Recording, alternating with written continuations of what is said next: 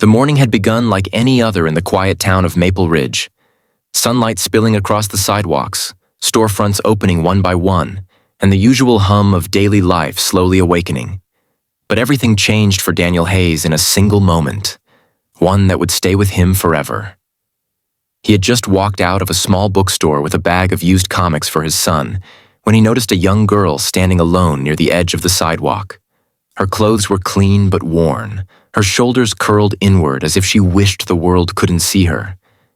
And then he saw something that made him stop cold. The girl wasn't wearing any shoes. Her bare feet rested against the cool concrete, slightly red, slightly tired, and far too vulnerable for the crisp morning air. That single detail struck Daniel harder than he expected, stirring something deep within him, something equal parts worry and heartbreak.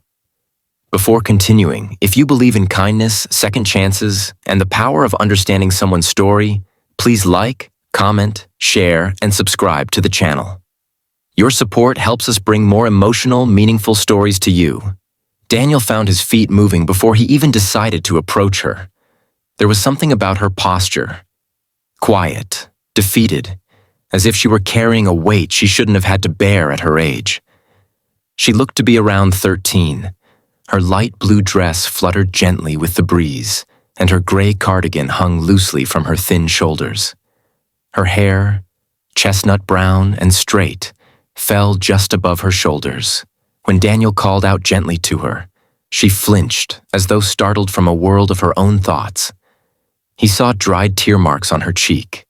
Something inside him twisted painfully.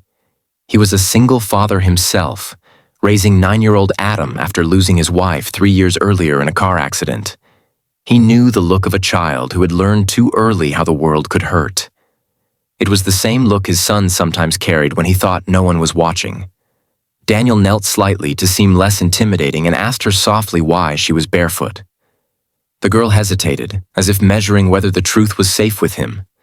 Her lips parted, then closed again, and she looked down at her feet. Whatever she was carrying, it was heavy enough to silence her. Daniel waited. Quiet, patient, steady. Finally, with a tremble in her voice, she said it was because she had given her shoes away. She didn't offer more, as if she feared the rest of her story would spill out uncontrollably once it began. Daniel could tell that this explanation wasn't the whole truth. It felt like the first fragile thread of something much deeper. He guided her to a nearby bench and sat with her, watching her fiddle with the sleeves of her cardigan. Her name was Lily Bennett. As she spoke slowly, carefully, Daniel began piecing together her world. Her mother worked double shifts at a small diner on the edge of town her father had left before Lily even started kindergarten. Money had always been tight, and her mother was doing everything she could to keep them afloat. Lily said her shoes had been getting tight for months, but she hadn't mentioned it because she knew they couldn't afford new ones. She had kept wearing them until they gave her blisters. The pain became too much, and she ended up giving the shoes to a homeless woman she met near a bus stop, because the woman needed them more. Daniel felt a sting behind his eyes at that part, kindness from a child so young, and yet no one to show her that she deserved kindness too. But there was more. He could feel it. Lily admitted that the real reason she was alone downtown that morning was because she hadn't gone to school. She'd been shoved in the hallway the day before, not for the first time. Some girls had mocked her worn clothes, her old person cardigan, and her smallness. They had also laughed at her shoes, which were tearing at the seams. She had tried to pretend it didn't matter, but when she got home, she cried into her pillow so her mother wouldn't hear. She didn't want to be a burden. She didn't want her mother to worry. And she didn't want to go back to school until she could pretend she didn't care about the pain anymore. Daniel felt his heart ache deeply. Not out of pity, but out of recognition. He remembered Adam coming home a month earlier, asking why he didn't have a mom like other kids. He remembered holding his son while the boy cried quietly, trying to understand a world that seemed unfair and confusing.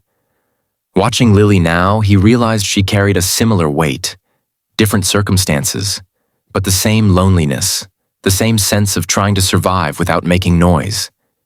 He asked Lily where her mother thought she was. Lily's eyes dropped again. She whispered that her mother believed she was at school.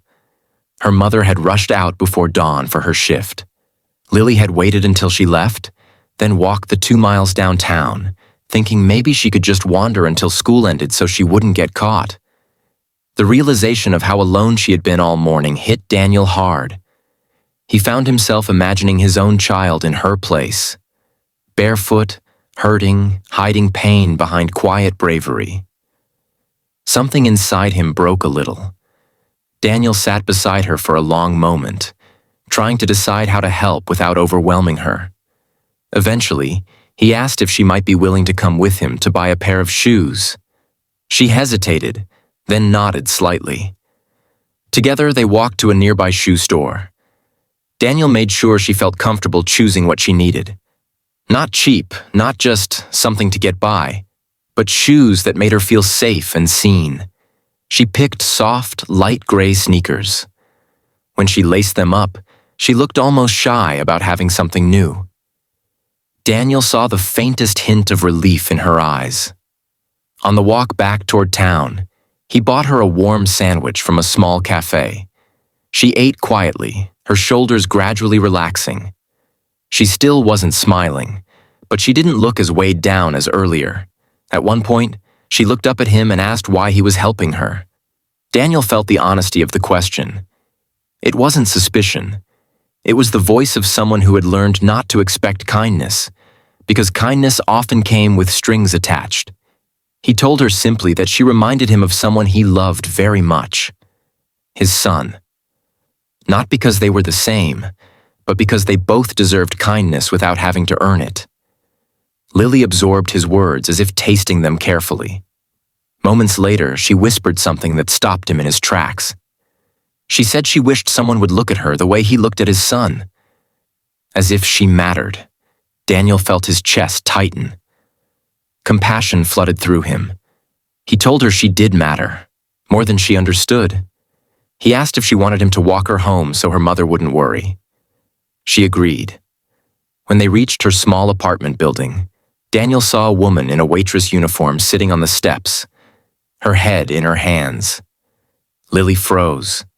Her mother looked exhausted, her blonde hair pulled back loosely, her eyes red from crying. When she saw Lily, she rushed to her, pulling her into her arms. Daniel stepped back, giving them space. But he could hear the mother's voice, trembling, scared, relieved. She had gotten a call from the school that Lily hadn't shown up. She had left work early and returned home, hoping her daughter would be there.